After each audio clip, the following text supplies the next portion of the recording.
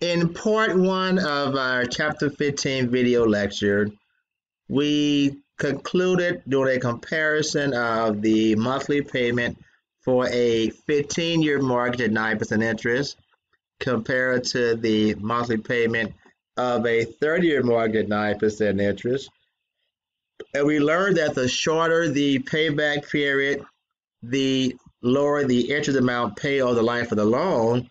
We understand that the shorter time period, you will have a higher monthly payment amount. However, you will have a tremendous saving in interest by financing for 15 years rather than for 30 years. Okay, here we have some additional costs. Make sure you see my house. See the house? Nice house. All right. Some additional costs that comes with the purchase of a home. Closing costs. In order to purchase a home, there are certain type of closing costs that has to take place. For example, when you're buying a home, you want to make sure there's what we call a clean title on that home, meaning that you understand who has current ownership of the home. Make sure there's no liens or judgment against that property so that when you acquire that home, it's going to become your home and there's not going to be any type of things coming up about the home that you weren't aware of from an ownership standpoint. Lawyer fees, typically there's commission, real estate commission that has to be paid, but the commission typically is not paid by the buyer, it is paid by the seller. And then you also have what's called points. So points are a percent of the mortgage. So basically what happens is that, let's say that they're offering you a 9% interest rate. All right. Typically you may have the option where you can pay to lower that rate from 9% maybe to 8.75% interest. So you pay that amount of money when you first purchase the home in an effort to get a lower interest rate. Escrow amount. When you buy a home, you have to have homeowners insurance and you have to pay real estate taxes. So what you all saw before with the actual payment amount, that was just for the interest and principal on the home. There's a second portion of the payment that's known as an escrow account. The escrow account is used to capture the amount needed to pay the insurance on the home and the real estate tax on the property as well. In addition, you should have funds set aside for repairs and maintenance. The cost of keeping the home up. You never know when there's going to be a situation where the hot water heater goes out, AC units, the furnace, etc. So I want to make sure that you have funds set aside in order for routine maintenance and to make repairs to your lovely new home. Okay? So now we're going to look at calculating the interest, principal, and the new balance of a monthly payment. So we're going back to our earlier illustration when the loan amount was $160,000. Interest rate was 9% on a 30-year mortgage. And remember that the payment amount was $1,288. Okay? So when you make that payment for the first month, remember that interest equals principal times rate times time. Sorry, I took a water break. So take the principal amount, 160, interest rate, 9%. Now the time is 1/12, and that's because you're making a monthly payment to the finance company. This 9% is the annual interest rate, so our time factor would be 1/12. Okay? So for the first month, the interest is going to be $1,200. meaning that when you make a payment for the $1,288, the first $1,200 of that payment goes toward interest.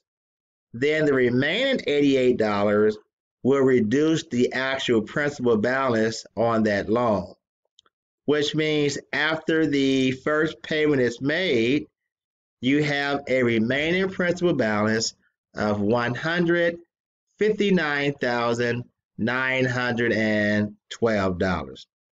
So once again, when you make the payment of the $1,288, the first $1,200 paid goes toward the interest, and the remaining $88 goes toward the principal balance. So at the end of the first month, you have a new principal balance of $159,912. Now remember that the interest that you're going to pay is based on your remaining principal balance. The lower the principal balance, the less in interest you're going to pay each month. So now for the next month, we'll take our new principal balance, the $159,912, times 9% times 112. So now the interest is not much less, but a little bit less. It's $1,199.34. So you pay that second month. Notice down that $88.66 goes toward the principal reduction. So at the end of the second month, the remaining principal balance is $159,823.34. Now here you're saying, wait a minute, I've paid $1,288 twice, right? So I've paid almost $2,600 in two payments, and my principal balance is still $159,823.34. And the answer would be yes. In the earlier months, the payment is mainly going to the interest balance, and only a very small amount reduces the principal. For example, here's an amortization schedule that will show payments for the first 7 months of this loan. So again, it's showing the beginning principal balance. It's showing the interest that you would have to, the interest amount each of those months. So even after you've made a total of 7 payments, look at here, your remaining principal balance is still $159,369.97.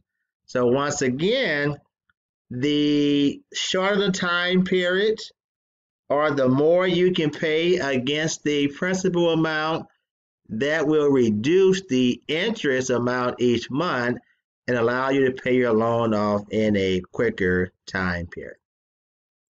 Okay, let's go through a few problems and make sure we understand how to do these calculations. All right, this time we're going to buy a home for $90,000. We're going to put down a down payment of $5,000. Now this rate is a little bit better. The rate is 5.5% interest rate, and we're going to finance it over 30 years. Okay, which means that the amount we're going to finance is going to be $85,000.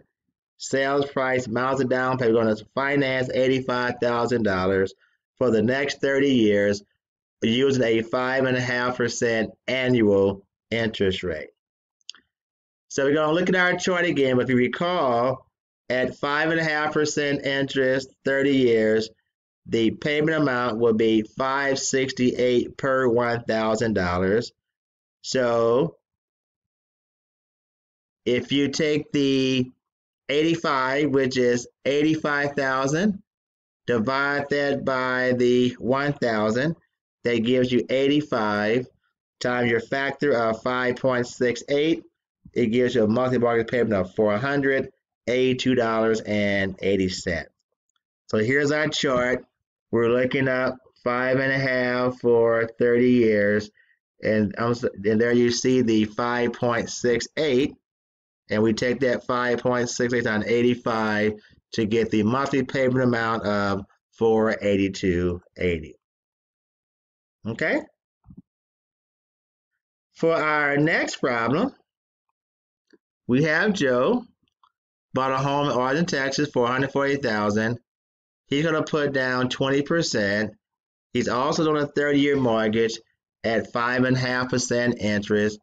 It asks, what is Joe's monthly payment and what is the total interest cost of the loan? So first, he's going to put down 20% of the $140,000. So Joe will put down a total of $28,000. Therefore, he's going to finance $112,000. Okay, he'll finance $112,000 over a 30-year period and an annual rate of 5.5% interest. So take the amount financed, divide that by 1,000. That'll give you 112. Remember, at 30 years, 5.5%. The factor was 5.68. Therefore, the monthly payment amount that Joe will pay would be $636.16. We're asking, what is the total interest cost of the loan? So Joe is paying $636 a month for 360 months. So the total paid will be $229,017.60 will be the total pay of the life of the loan.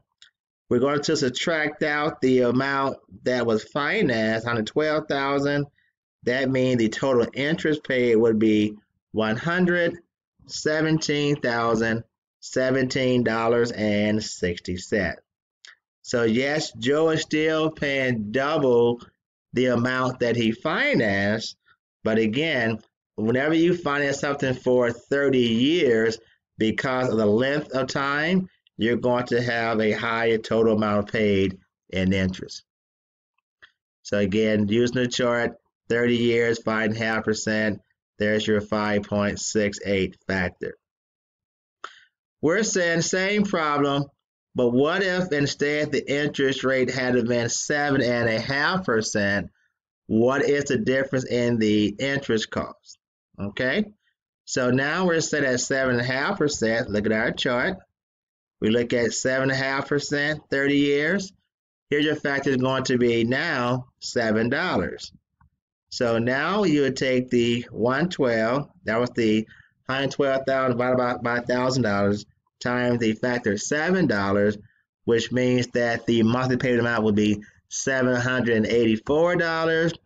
Take that times 360. Total pay would be $282,240.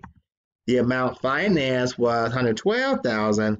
Therefore, the total interest will be $170,240. So once again, the higher the interest rate, the more interest you're going to pay over the actual life of the loan.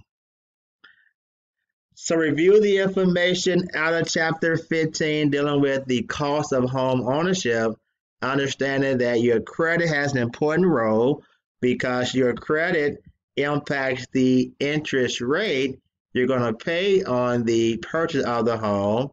And if you can shorten the time period, the shorten the time period you pay the loan back, the less interest you'll pay over the life of the loan. So here we see that 7.5% interest rate compared to 5.5%, you're paying about $53,000 more in interest because of the higher interest rate. Okay, so that's all I have for Chapter 15. I hope you enjoyed these video lectures, and I'll talk to you soon.